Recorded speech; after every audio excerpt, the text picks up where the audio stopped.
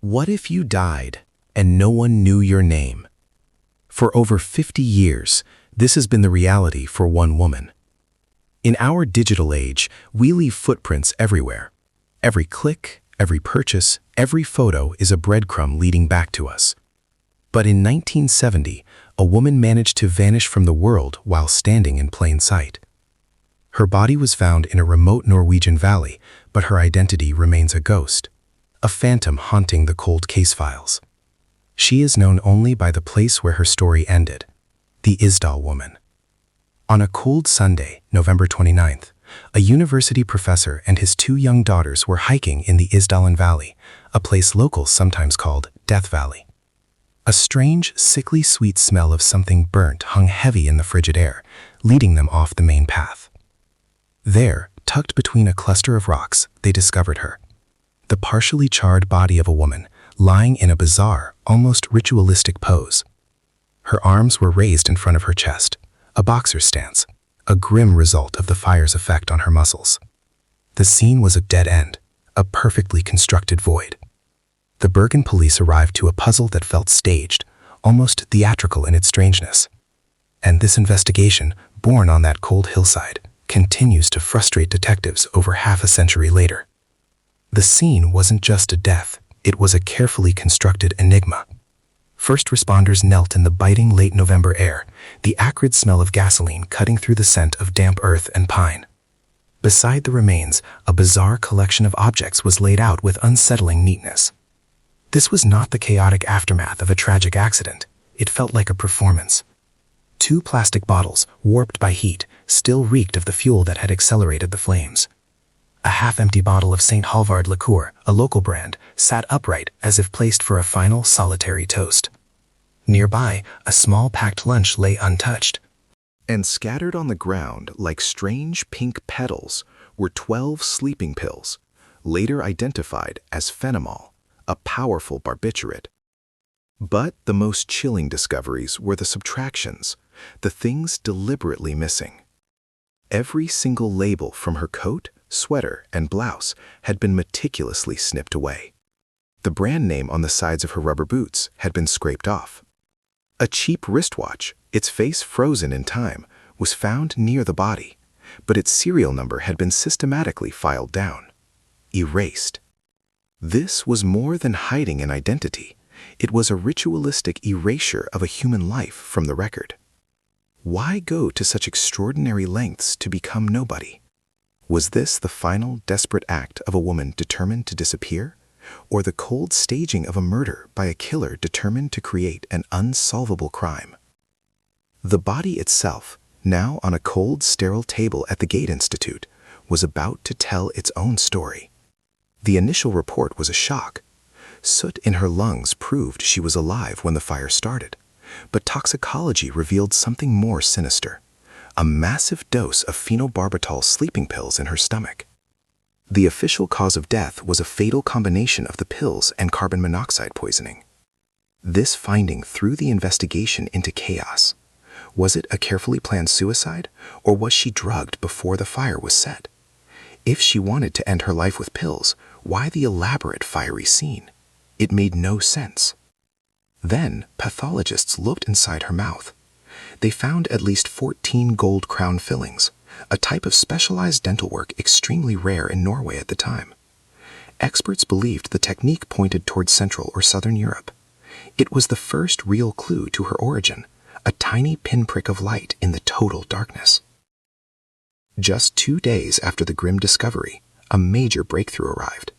An attendant at the Bergen train station recalled 2 unclaimed suitcases left in a locker.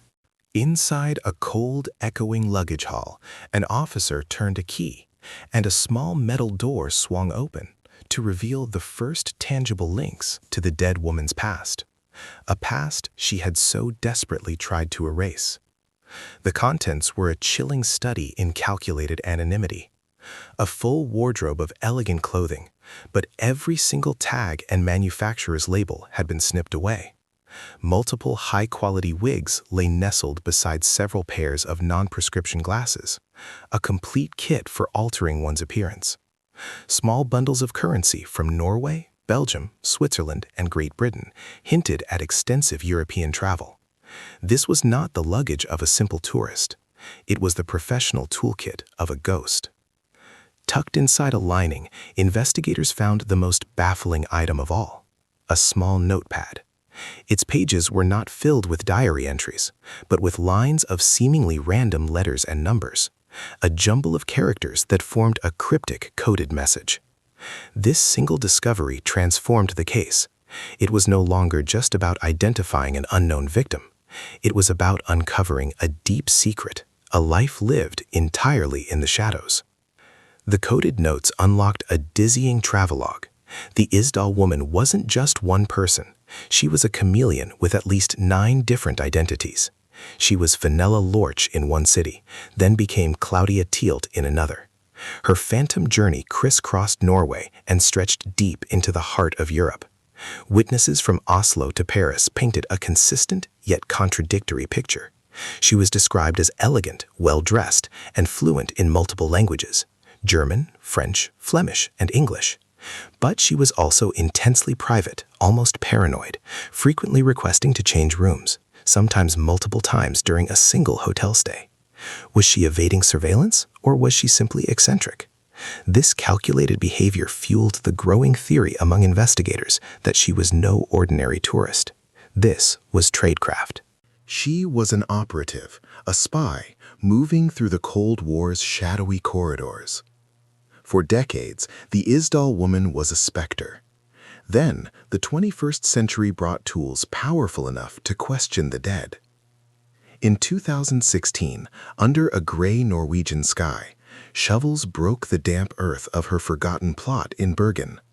Forensic scientists, armed with technology unimaginable in 1970, lifted her remains. The hope was that a modern DNA profile could finally give her back her name. But the ghost remained silent. The DNA was severely degraded.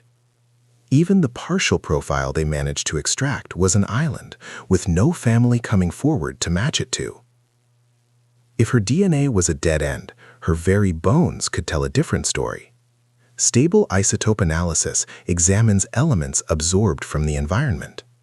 As a child's teeth form, they lock in the isotopic signature of local water and soil. Her molars were a time capsule. By analyzing the oxygen and strontium isotopes in her dental enamel, scientists could trace her origins on a map.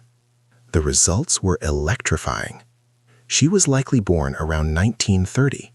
Her early childhood was spent near the border of France and Germany, possibly near Nuremberg. This was the first real geographical clue in the entire case. The Isdal Woman now had an origin. But knowing where she came from made the question of why she was in Norway under 9 false identities all the more urgent. While the official investigation gathered dust, a new decentralized inquiry was beginning on the sprawling, chaotic forums of Reddit.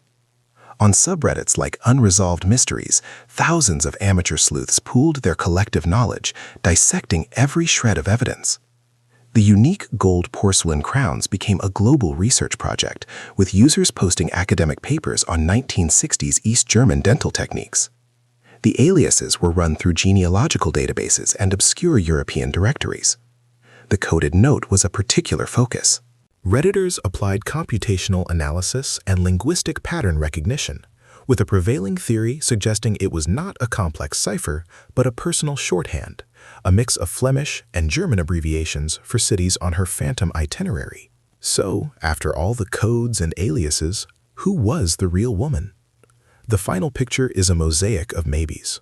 Was she a Cold War operative whose mission went wrong, her identity erased by an agency that never was? An escort silenced by a powerful client? A courier for a criminal network whose knowledge became a liability? The evidence points in every direction, and therefore, in no direction at all. Her ambiguity haunts us now, in an age of meticulous documentation. We leave digital footprints with every tap and swipe. She represents an impossible freedom, the ability to exist without a trace. Her anonymity is a mirror to our hyper-visible world, a chilling reminder that it was once possible to simply vanish. In the end, the lack of an answer is the story. She is everyone and no one. The Isdal Woman is not just a cold case. She is a modern myth, a testament that some secrets are kept forever. And so, her file remains open.